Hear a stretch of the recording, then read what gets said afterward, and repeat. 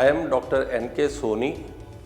At present, I am Vice President of API National Body and I am Senior Consultant and Head of the Department in Internal Medicine in Yatharth Super Speciality Hospital, Greater Noida.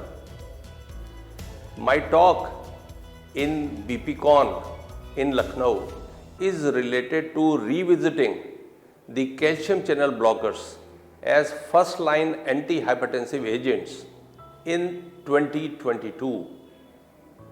It is amazing to know that calcium channel blockers are occupying as first-line drug in the management of hypertension for the last around more than 40 years.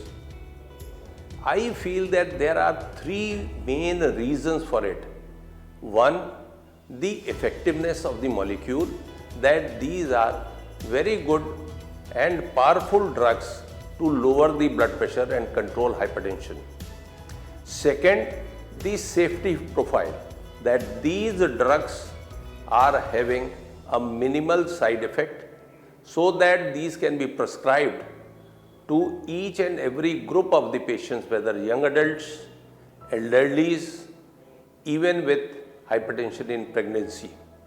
And third most important, the economy, that these drugs are very economical, so patient can take these drugs for a long period of time, as hypertensive disease is a metabolic disease for a lifelong treatment. All the evidences, even trials and national and international guidelines, they recommend the calcium channel blockers to be used as first-line agent, particularly in elderly population where renin level is little low renin hypertension.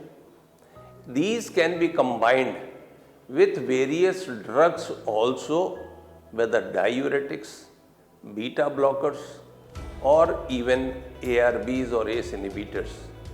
In any comorbid conditions like diabetes or renal impairment, these drugs are safe to be given.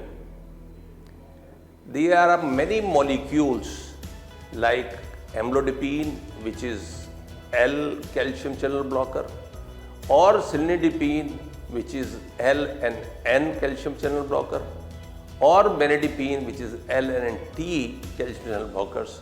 These are widely used in large number of patients very safely and provide a good quality of life by controlling the hypertension in a large patients in our clinical practice. Thank you.